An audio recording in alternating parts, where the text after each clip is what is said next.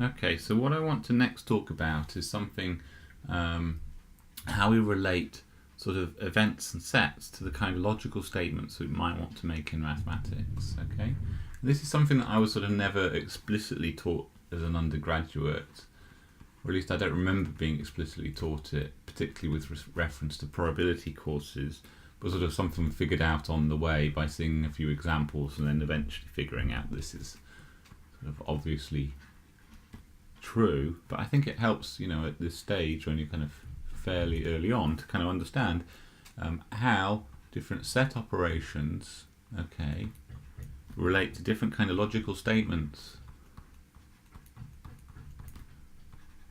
that you might want to make in mathematics. And of course, mathematics as a subject as a whole is built up with essentially a bunch of axioms and then different logical statements between those axioms in order to make different assertions which are correct as long as the axioms are true. Okay, so there are various logical statements that are made in maths.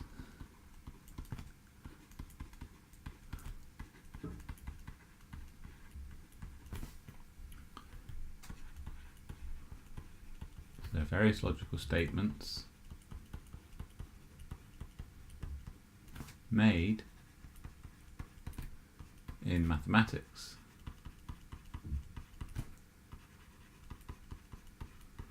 Okay, so these include, such as, sometimes we say things like there exists, and there's a notation for that. Okay,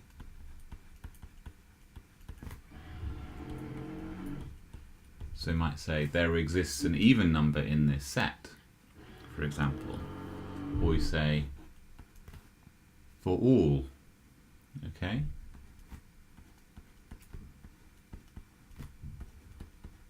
so we might say something like, for all the sets, there exists an even number in each set. Okay? And then we have statements like implies. Okay? Meaning that if something over here is true, then it also means the thing on the right-hand side is true. Okay? Also things like if and only if.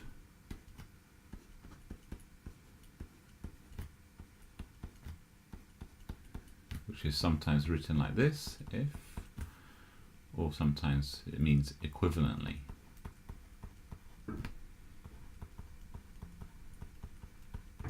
Okay, meaning if the statement on the left is true, then that means the statement on the right is true, and if the statement on the right is true, then that means the statement on the left must be true also.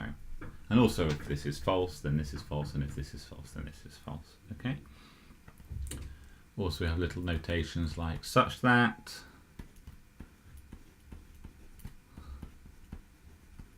which is just an abbreviation of such that, or not, which is sometimes written like this. Okay, so that when you do sort of courses on, say, analysis, so when you look to try and make the rules of calculus into a kind of rigorous mathematical framework, you often end up using lots of statements like this. Okay, so for instance, just to give an example, though I won't go into this in too much detail, at least not till later. So for instance,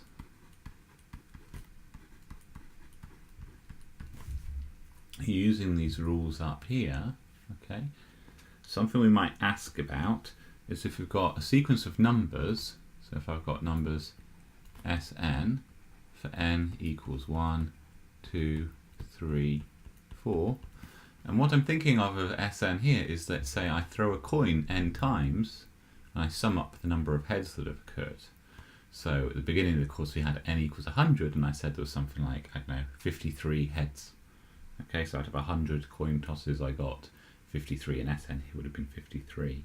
Okay, I might want to ask things like,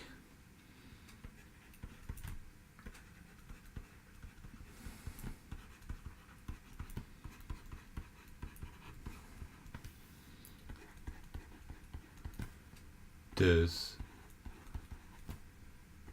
Sn divided by n converge to some number. Okay, so does the proportion of heads that I've seen so far converge to the number I think it should, like 0.5? Okay, in which case we have to kind of ask about the convergence. So and this is as n goes to infinity. Okay, so in these kind of situations we want to ask something about what is the sort of long run behavior of this sequence. Okay, and we can express that in a mathematical way. So this might be a little bit early on in your kind of mathematical undergraduates if you're in your first year, but this could be written in terms of these kind of statements here. So I could write this by saying that for all integers, positive integers k, okay, there exists an n, okay, such that, okay, for all m greater than n, okay, we have that Sn divided by n minus mu, so the difference away from, I should make this into m, apologies, okay, that this is less than 1 over k. Alright? This is actually the way, what we really mean when we say that this sequence, Sn divided by n, gets closer and closer to mu. So why does that make sense? Well, it's saying, let's imagine I kind of plot over here all the values of n or m, let's say. And I just go, that's 1, that's 2, that's 3, okay? And I go n, okay? And n minus 1, okay? So if we want to say that, and I can imagine I draw on here all my different points S of m, okay, so I might go like this, and then eventually I'm going to hope that it starts to concentrate around the number that I want it to concentrate around. Okay, so sorry, just m divided by m. So I kind of want it to get closer and closer to this number here. Okay.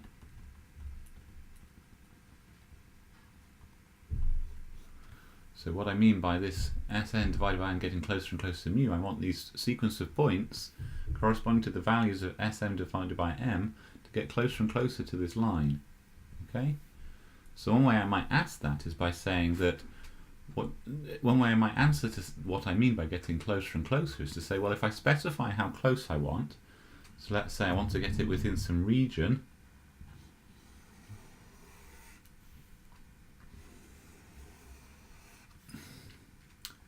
mu plus 1 over k, mu minus 1 over k. So I want to make sure that Sm divided by n, the difference between that number and mu, okay, gets within this kind of region eventually. Okay, that's what this is saying. Okay, it's saying for every region around mu, there is some point n which I can guarantee this sequence is within this bar here, within this area. So I'm sort of effectively saying that after this point m, I want this, all of the values of Sm divided by m to be inside this rectangle. Okay? And if I can do that for every rectangle, I can find some value of n for which it lies within here, then we can sort of effectively say that this sequence is getting closer and closer to the value mu. Okay? So it doesn't matter what's going on over here, it can sort of be outside a bit, there can be a few misses, okay? It can be outside a few times, but then eventually it gets inside this region, and once it's there, it's stuck. Okay? Alright. Anyway, if that didn't make any sense to, or not much sense at this point, don't worry, you'll see a lot more of this later. But the point is that the main point I want to get across is I can ask quite complicated questions about the convergence of this sequence by asking a bunch of simpler questions about just an individual outcome. So let's say the first 100 coin throws, the average of a first 100 being less than some number. Okay, so that's a much simpler statement. Okay, and I can make a more complicated statement about, say, the convergence of the sequence by essentially adding these additional logical statements, like for all k there exists an n such that for all m greater than n. That takes a simple statement and by composing with these logical statements I can ask much more complicated questions. And often in probability we want to do that as well. It matters. We want to understand, for example, how does a sequence of coin throws,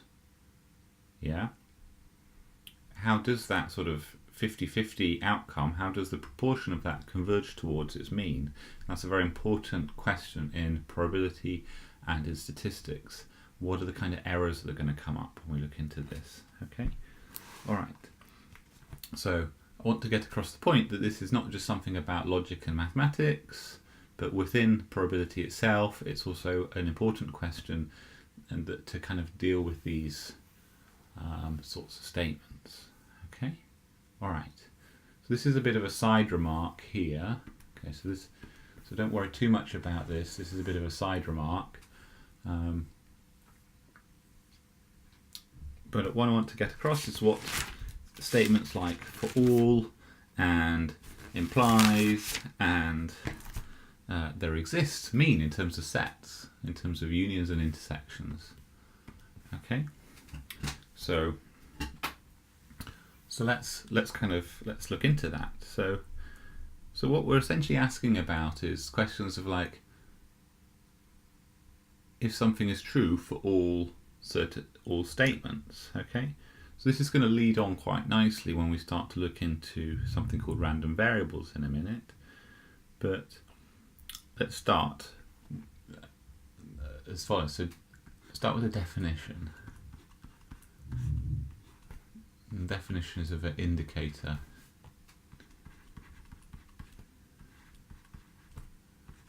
Function. Okay. So an indicator function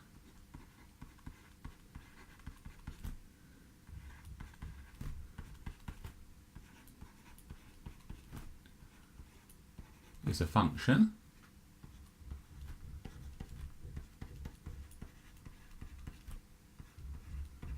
that we take, let's say I, it's usually written I, like this, that we take from our sample space to either the number 0 or the number 1. Okay? So it's a function that's either 0 or 1, which indicates, so what does it mean? What does it indicate? Whether,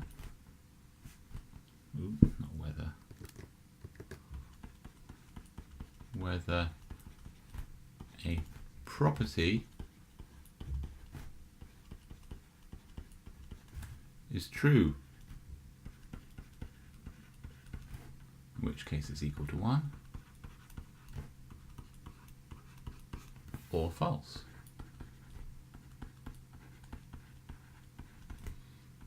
in which case it's equal to 0. Okay, so let's just take an example of that. So I could let omega be the outcomes that I get from a dice throw, so just the numbers 1, 2, 3, 4, 5, 6. Okay, and then I could have the indicator function correspond to the event where we get an even number. Okay, so in that case, that indicator function would be equal to 1 for omega equal to 2, 4, 6. Okay, will be equal to 0 for omega equal to 1, 3 and 5. So I here is the indicator function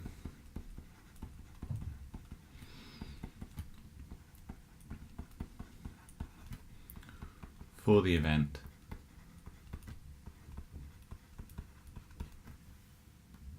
that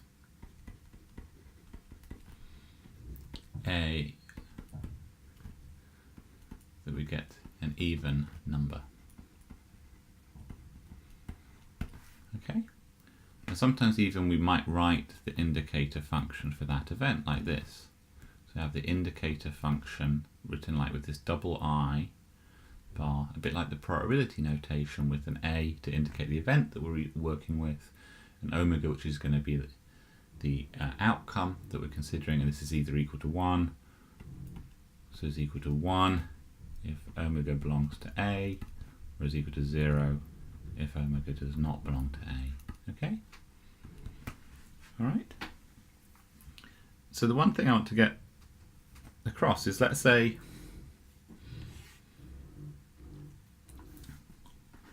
so now let's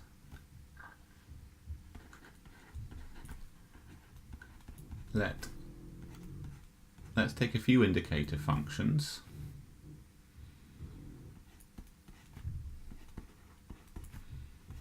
So let these be indicator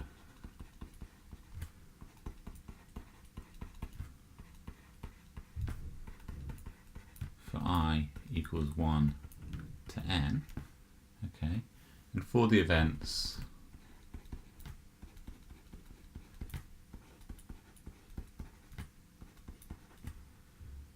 A1, A2 up to AN. Okay, so for each event I'm going to have an indicator function over here, alright, just like we had here or here, alright, and I'm going to start asking questions like, what if for all values of I, okay, we look at the set of outcomes where this is true, okay, or we ask if there exists an event where this is true, okay. So it's very similar to the way I was asking about, say, that sequence limiting to something before, okay. So let's quickly look at that. So here I'm interested in so I'm going to construct a new event, alright, which is going to consist of all the question. So we're going to consider the set of omega such that for all I, okay, that this indicator function tells me it's true, okay. So if this is true for all I, okay, then it must be that this omega belongs to this set A1, and it must belong to this set A2, and it must belong to the set A3, and all the way up to AN. Okay? So in other words, this for all statement is going to become an AND statement.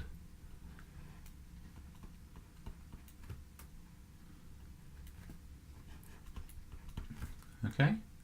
So there's a kind of a relationship between saying something holds for all and saying AND for a sequence of events. Okay? Similarly, if I asked there exists an I,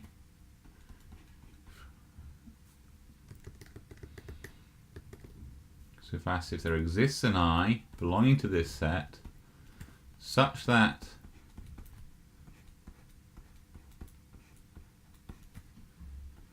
omega equals 1, okay, so I just need it to hold once, okay, in order to belong to this new event, well then it must belong to either this A1 or the omega that we're considering here must belong to this A2, or it must belong to the A3 all the way to AN.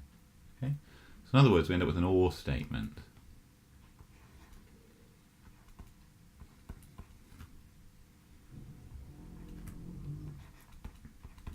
Okay?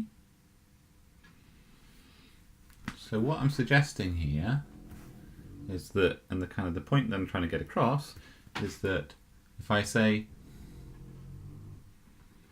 i.e., what I'm saying is that for all in logical mathematics is really just AND for sets. Okay? And there exists in the logical statement is really just a union for sets of events. Alright? So, just to kind of recap, so if I wanted to ask questions about, say, does the average of a sequence of coin tosses go to mu, they're going to say, well, the intersection of all k, this for all becomes an intersection, there exists a union over all n and n such that for all m, now again an intersection over all the m greater than n, that this event occurs. Right? So you can see how I can break down more complicated questions into simpler ones, and then I could begin to look into, investigate, right, the probabilities of these sorts of events occurring. Right? One final one is implies. So also, this is not quite correct mathematical notation, but I could say that indicator function 1 implies indicator function 2 when it is true that if this is equal to 1, then I2 is equal to 1 for all omega. Okay, that's what implies means. Okay, so well, what does this mean in terms of the sets?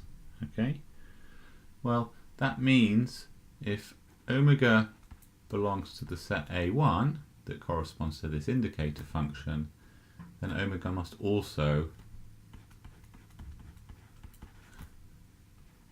belong to A2.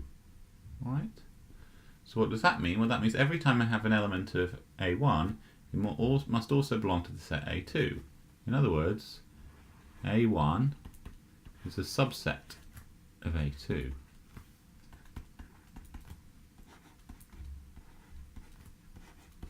Okay? So what I'm saying is, IE implies in logic is essentially subset for sets. Okay? Alright. So those are the kind of things just to I want to kind of have in your mind this part here and this here. Alright? Now this goes a little bit beyond what you normally taught at first year probability, but I do think it's a useful thing to kind of to know about at this current point in time. Okay, we could develop that in a slightly more sophisticated way, and indeed I might well do that. I'd quite like at the end of this course to give a brief proof of a result called the strong law of large numbers, and I might need to call back to some of these points when we do that. Okay, great, thanks.